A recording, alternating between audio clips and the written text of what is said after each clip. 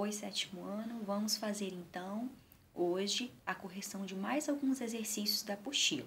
Peguem aí comigo, por favor, as páginas de 6 a 9. Muito bem. Na página 6, número 7, ele diz assim: observe a sequência dos termos nas frases que formam o título e o subtítulo. Letra A. Complete o quadro identificando sintaticamente os termos sujeito, verbo e complemento que compõem o título. Todos esses elementos sintáticos você já estudou. Então, aqui em cima, você vai completar exatamente com esses termos. Primeiro sujeito, depois verbo, depois complemento. E assim, não vai acontecer na mesma ordem na B. Porque na B nós temos primeiro o complemento, depois o verbo, depois o sujeito. Na letra C, onde vamos apontar verdadeiras, né, e falsas, a ordem é a seguinte: verdadeira, verdadeira e falsa. Depois, ele coloca assim na número 8. Há 2 intertítulos no corpo da notícia, que nós sabemos que são pequenos títulos no meio da notícia ou da reportagem. Então, aí ele coloca Venezuela e nova legislação. Na B, ele pede resuma as principais informações de cada intertítulo. Bom, no primeiro intertítulo, uma sugestão.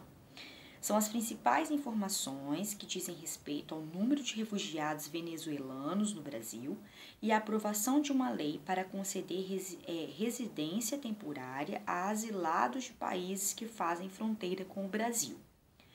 Já no 2, você tem uma referência à nova lei de imigração que garante diversos direitos aos refugiados, entre eles o visto temporário para acolhida humanitária. Na página 7, eu pedi que fizesse apenas o número 9. Ele pede, tem um quadro para que a gente preencha.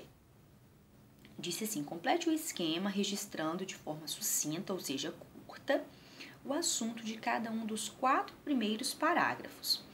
O número de refugiados no Brasil aumentou 12% em 2016. Até o final do ano passado, foram reconhecidos 9.552 refugiados de 82 nacionalidades. O LID, que é o primeiro parágrafo, onde você tem as informações essenciais, né? São os dados sobre o número de refugiados no Brasil. Já no segundo parágrafo, você tem a quantidade de refugiados reconhecidos no ano de 2016.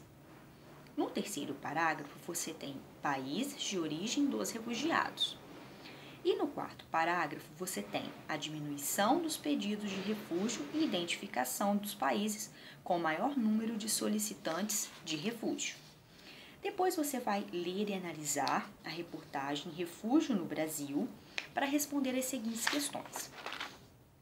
Na página 8, você tem o número 11, que diz assim: há um assunto em comum entre a notícia e a reportagem que você leu. Identifique, são os refugiados no Brasil. Desculpa. Na página 9, você tem o número 12. Um quadro para ser preenchido também. Ele diz: o fato que está sendo noticiado é o aumento de refugiados no Brasil. O assunto na reportagem é a história das crianças refugiadas no Brasil. Depois, a número 13, ele pediu: sublinhe no texto as ideias centrais do segundo e terceiro parágrafos e resumos. Primeiro vamos à ideia de sublinhar. No segundo parágrafo, você deve sublinhar. A maioria vai para países vizinhos, mas alguns para mais longe, e o Brasil está entre os que recebem.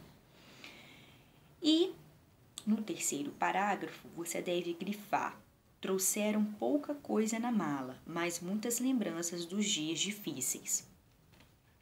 E para resumir a ideia do segundo parágrafo, nós poderíamos colocar assim: que os sírios buscaram refúgio tanto em países vizinhos como em países distantes como o Brasil.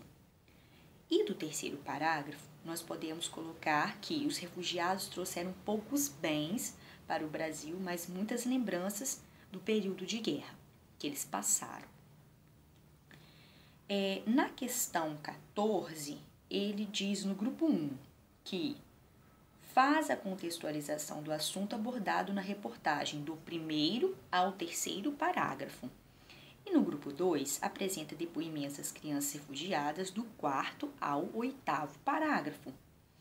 A questão 15 é pessoal, então nós vamos a 16 para encerrarmos essa correção. Identifique a autoria da notícia e da reportagem. A que conclusão se pode chegar? Muito bem, se você voltar lá atrás e observar a notícia, você vai ver no finalzinho da referência bibliográfica que não tem a pessoa, não divulgou a pessoa que escreveu. Divulga, aqui atrás, o portal, né, onde foi, é o www.brasil.gov.br, Portal Brasil, site onde foi divulgada essa notícia, mas não diz quem escreveu. Isso é comum, tá? Nas notícias, nem sempre se sabe quem escreveu, tá bom? Às vezes só tem a referência de onde foi publicado, tá bom? E na reportagem nós temos, olhando aqui abaixo, além de saber que foi publicado na Folha UOL, que é o site de notícias, você tem o nome da pessoa que escreveu, que é a Tássia, tá? Moretz, que cita aqui no finalzinho, tá bom? É comum, muitas vezes, na notícia não termos essa pessoa, quem escreveu, não ser identificada a autoria. E na reportagem é mais comum que apareça a autoria, tá bom? Muito bem. Findamos aqui, então, a correção. Qualquer dúvida que você ainda tiver, você pode entrar em contato, tá bom? Um beijo para vocês.